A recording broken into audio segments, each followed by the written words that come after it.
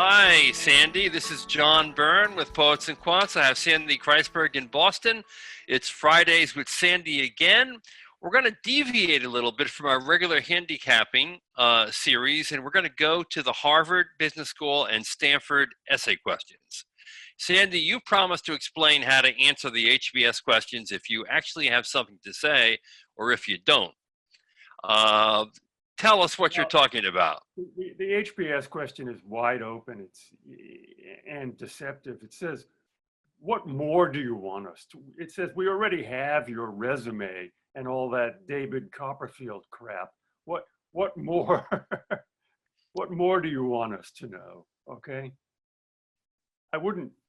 How do you know you want them to know more, or should you? Yeah. Well, you got to write the essay. The trick is ignore the question and say, I don't care whether you know this about me or not, or whether you have this. This is what I want you to know about me. Okay. And the way to get through this, they draw a blank. The answer to both this and the Stanford question is the same. It's a sophisticated version of what I want you to know about me are in some way my goals and what events have influenced my goals. Although the Stanford question is completely different from the Harvard question, it's that iconic prompt, what matters most to you and why? Yeah. The answer to that is my self-development matters most to me and why. And that has occurred through several experiences that I'm going to tell you about. Which is why you could do one essay for both schools. These days you can. Yep. If you did Stanford first, it's very easy to retrofit that to Harvard. Let me answer another question that's out there. Stanford has word limits. They give you this, I forget what it is, 1,200 words to answer the key, what matters most question, but also their question, what do you really want to do and why Stanford? Harvard is unlimited. Let me say this, ladies and gentlemen, most Harvard essay questions are 700 to 1,200 words long. Most of them are 900. So that's what you should aim for. So even though they say it's unlimited, don't take them at their word. I've read Harvard essays that are 2,500 words. They're taxing. You should be able to get that to 900 words. So what should a person not do in either essay? Brag. Good question. This is very, here's what you should do, and it will prevent you from bragging. Here's the Harvard answer. What I want you to know about me, my goal is to be an impactful leader in the healthcare space. And what I want you to know are the influences behind this goal. And you don't have to say this, but personal and professional influences. And then you say, okay, what are the 6 things I could tell Harvard about my goal of being an impactful healthcare leader? Let's say your parents are doctors. That's an easy one. An early influence were my parents, who worked hard to become doctors and actually served, underserved communities. And I accompanied my father to the clinic, okay? That's like shooting fish in a barrel, okay? But the important thing is that gets you on the right tone, okay? Let's say your parents were not doctors, okay? So my parents were a big influence on me because even though, my dad worked for the water department, he took his job seriously, and he was he used to take me to the reservoir and say, when I was a little kid, that is where all the little kids get their water from, and that is where the mommies get their water from to cook dinner. And he was very proud of what he did, and it got under my skin. And even though I want to be a plastic surgeon and not someone who works for the water department, that was a big influence. So, other than influences, what other approaches are there to take? No good ones, quite frankly. Influence is widely interpreted. Influence is the way to go. Ah, But you don't want to. Now, some people, you could answer the Harvard question successfully by saying, in just this schematic a way, my goal is to be an innovative and impactful leader in the healthcare space. And I'd like to tell you, admissions committee, what some of the influences are behind that. And then bing, bing, bing, bing. Then you say, what about this part? Should you tell them why you want to go to Harvard? Okay. That's not so important. Don't do this whole Megillah about listing every course that you just go. The Harvard experience, in light of these goals, the Harvard experience can be very valuable. I sat in on a class. I was blown away. I spoke to a friend. He said it's great. The end. Mostly deal with the influences in your resume. so what that does, in fact, is tell them you're interested enough to visit campus, sit in on a class, Oh, yeah. talk to friends about the program. So it's showing that you're kind of doing your homework and you're invested in the process.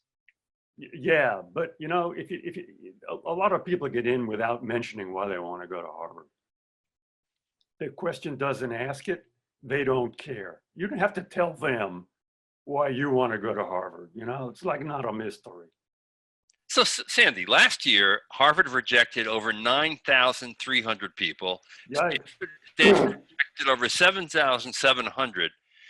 I mean, do you think the essay had that big a role in the rejections of those candidates?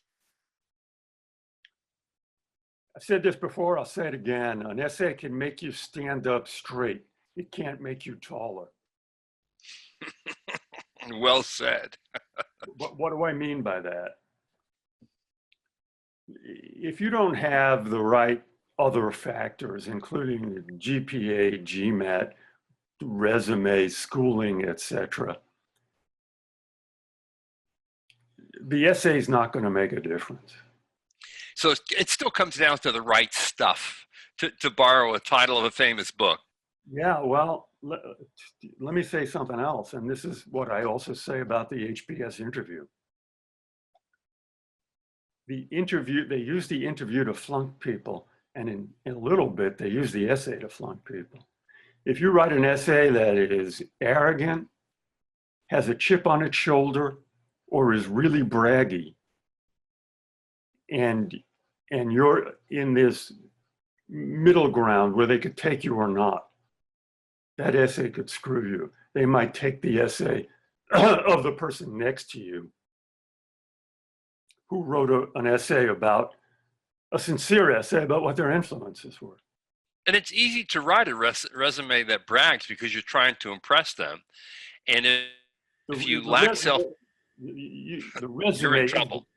The resume is the place to brag, and your recommendations are the place to brag.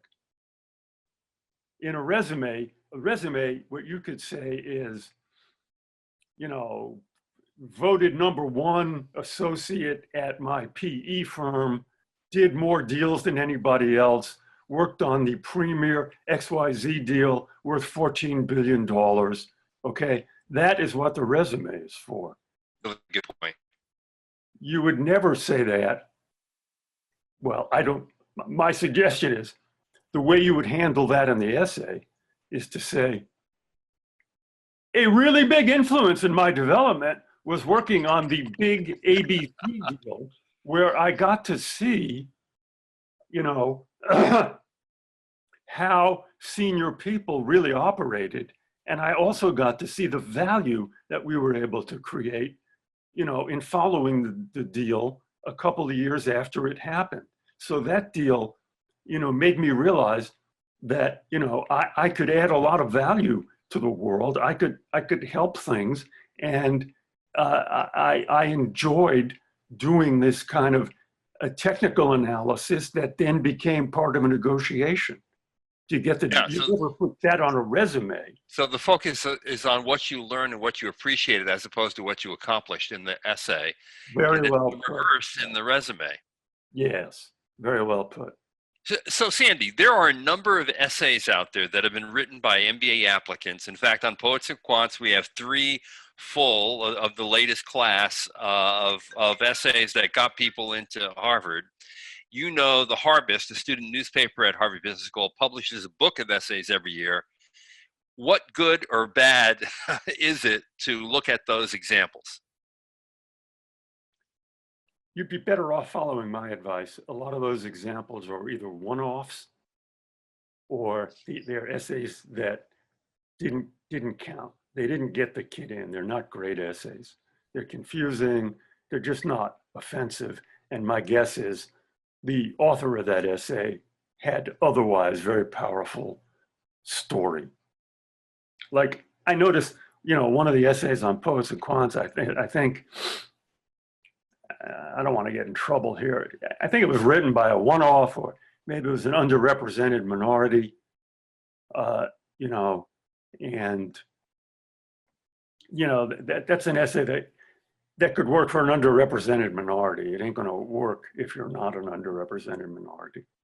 Yeah, and if you're curious, just Google, read 3 successful Harvard Business School MBA essays at Poets and Quants. Yeah. But you're right. I mean, you cannot isolate one element of the application and then think that is either responsible for a rejection or an acceptance, right? Well, the essay could be responsible for a rejection, but you're right. But I've seen some really lousy essays. I mean, really pedestrian writing. Pedestrian, simple, non-consequential is how I would put it. Okay. And some of these kids have been able to get in. Let me make another point when you say pedestrian writing. It's not a writing contest. They will see behind the writing at what you're trying to say, and they'll listen to what you're trying to say. They'll be testing your English at the interview. Okay, so let's wrap this up. So I think we've done Harvard. And for Stanford, here, let me give you my tips. Saving the best for the end, something I usually don't do. What you need for Stanford is, what matters most to me is my personal growth into someone who wants to have an impactful influence. And then you have to come up, ideally, with politically correct issues you've been involved in and say how that has influenced you. What matters to me was working on this, campaign for a minority state senator in my state, because I got to meet the people working for her. I got to see her in action, and I got to see the impact that politics could make, okay? If you don't have politically correct events, excuse me, just take a politically correct approach to normal things. And another thing that mattered to me was this project at work. A lot of people on the internet say you shouldn't talk about work in this Stanford essay. If you've got something that happened at work that could be turned into a politically correct lesson, go with it, okay? So this is our 15-minute advice for how to write the Harvard and Stanford essays, okay? All right.